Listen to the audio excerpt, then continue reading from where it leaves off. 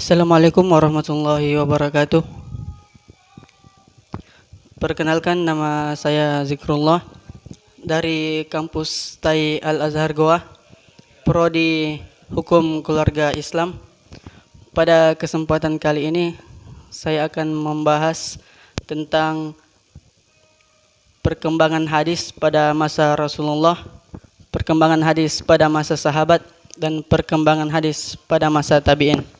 Sebelum kita membahas sejarah perkembangan hadis pada masa Rasulullah, pada masa sahabat, dan pada masa tabi'in, perlu kita ketahui apa itu hadis.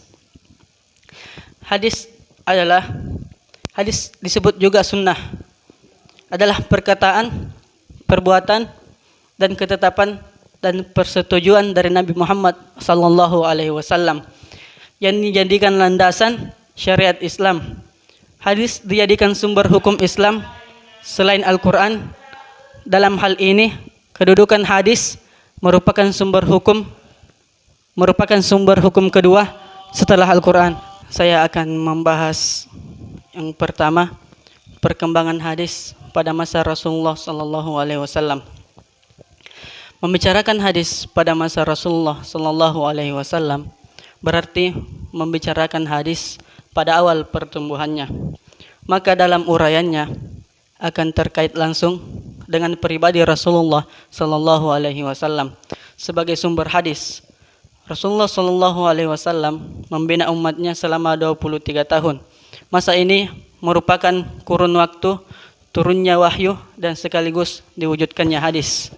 Adapun cara Rasulullah sallallahu alaihi wasallam menyampaikan hadis, yaitu ada satu keistimewaan pada masa ini yang membedakannya dengan masa lainnya. Umat Islam secara langsung menerima hadis dari Rasulullah sallallahu alaihi wasallam tanpa hijab. Allah menurunkan Al-Quran dan mengutus Nabi Muhammad sallallahu alaihi wasallam sebagai utusannya. Adalah sebuah paket yang tidak dapat dipisahkan, dan apa-apa yang disampaikannya juga merupakan wahyu. Kedudukan Nabi yang demikian itu secara otomatis menjadikan semua perkataan, perbuatan, dan takrir Nabi sebagai referensi para sahabat. Para sahabat secara proaktif berguru dan bertanya kepadanya tentang segala sesuatu yang mereka tidak mengetahuinya, baik dalam urusan dunia maupun dalam urusan akhirat. Adapun tempat-tempat Nabi, pertemuan-pertemuan Nabi ketika ingin menyampaikan hadis sangatlah terbuka dalam banyak kesempatan. Tempat yang biasa digunakan oleh Rasulullah sallallahu alaihi wasallam cukup bervariasi, seperti di masjid, rumahnya sendiri, di pasar, ketika Rasulullah dalam perjalanan, dan ketika mukim. Ada beberapa cara Rasulullah sallallahu alaihi wasallam menyampaikan hadis kepada para sahabat. Itulah tadi perkembangan hadis pada masa Rasulullah sallallahu alaihi wasallam. Yang kedua, perkembangan hadis pada masa sahabat. Periode kedua sejarah perkembangan hadis adalah masa sahabat. Khususnya adalah Khulafaur Rasyidin, yaitu Abu Bakar As-Siddiq, Umar bin Khattab, Utsman bin Affan, dan Ali bin Abi Thalib. Sehingga masa ini dikenal dengan masa sahabat besar. Periode ini juga dikenal dengan zaman Al-Tasabbut wa Al-Iqlal min Al-Riwayah, yaitu periode membatasi hadis dan menyedikitkan riwayat. Hal ini disebabkan karena para sahabat pada masa ini lebih mencurahkan perhatiannya kepada pemeliharaan dan penyebaran Al-Quran. Akibatnya periwayatan hadis pun kurang mendapat perhatian. Bahkan mereka berusaha untuk bersikap hati-hati dan membatasi dalam meriwayatkan hadis. Kehati-hatian dan usaha membatasi periwayatan dan penulisan hadis yang dilakukan para sahabat disebabkan karena mereka khawatir terjadinya kekeliruan dan kebohongan atas nama Rasulullah sallallahu alaihi wasallam. Karena hadis adalah sumber ajaran setelah Al-Quran. Keberadaan hadis yang demikian harus dijaga keautentikannya sebagaimana penjagaan terhadap Al-Quran.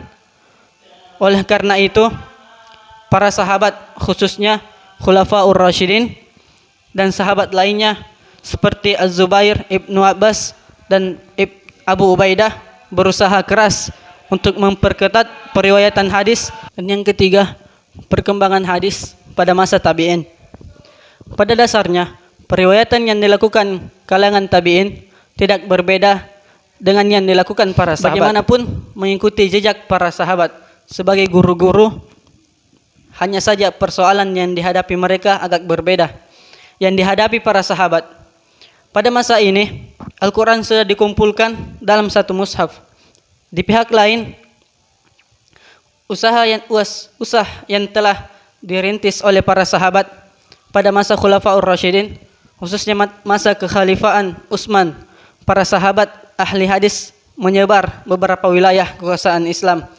Kepada mereka lah para tabi'in mempelajari hadis. Pusat-pusat pembinaan hadis. Tercatat beberapa kota sebagai pusat pembinaan dalam periwayatan hadis, sebagai tempat tujuan para tabi'in dalam mencari hadis. Kota-kota tersebut ialah Madinah Al-Munawwarah, Makkah Al-Mukarramah, Kufah, Basrah, Syam, Mesir, Maghrib, dan Andalas, Yaman, dan Khurasan. Dari sejumlah para sahabat pembina hadis pada kota-kota tersebut, ada beberapa orang yang tercatat meriwayatkan hadis cukup banyak.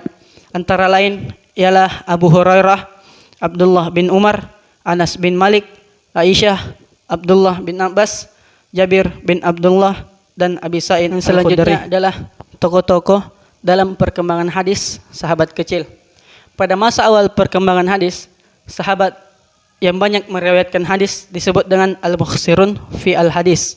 Mereka adalah yang pertama Abu Hurairah meriwayatkan 5.374 atau 5.364 hadis. Yang kedua Abdullah ibnu Umar meriwayatkan 2.630 hadis. Dan yang ketiga Anas ibnu Malik meriwayatkan 2.276 atau 2.236 hadis. Yang keempat Aisyah istri Nabi meriwayatkan 2.210 hadis. Dan yang kelima Abdullah ibnu Abbas meriwayatkan 1.660 hadis. Dan yang keenam Jabir ibnu Abdullah meriwayatkan 1.540 hadis. Dan yang ketujuh Abu Sa'id Al-Khudri meriwayatkan 1.170 hadis. Mungkin itu saja sejarah perkembangan hadis pada masa Rasulullah, pada masa sahabat, dan pada masa tabi'in. Adapun kesimpulannya, periode kedua sejarah perkembangan hadis adalah masa sahabat, khususnya adalah Khulafaur Rasyidin, Abu Bakar As-Siddiq, Umar bin Khattab, Utsman bin Affan, dan Ali bin Abi Thalib. Sehingga masa ini dikenal dengan zaman al-tasabbut wa al-iklal min al-riwayah. Adapun hadis pada masa tabi'in, terdapat pusat-pusat pembinaan hadis antara lain adalah Madinah Al-Munawwarah, Makkah Al-Mukarramah, Kufah, Basrah, Syam, Mesir, Maghrib, dan Andalas, Yaman, dan Khurasan. Sedangkan tokoh-tokohnya Abu Hurairah, Abdullah ibnu Umar, Anas bin Malik, Aisyah istri Rasulullah sallallahu alaihi wasallam, Abdullah bin Abbas, Jabir ibnu Abdullah, Abu Sa'id Al-Khudri. Keadaan hadis pada masa tabi'in ini sempat memunculkan beberapa pengaruh, yaitu terpecahnya umat Islam dalam beberapa kelompok Khawarij, Syiah, Muawiyah, dan golongan mayoritas yang tidak masuk ke dalam ketiga kelompok tersebut. Pengaruh negatif ialah munculnya hadis palsu, maudhu, yang mendukung kepentingan politik masing-masing. Masing-masing kelompok menjatuhkan posisi lawan. Dan pengaruh positif adalah lahirnya rencana dan usaha yang mendorong diadakannya kodifikasi atau tadwin hadis.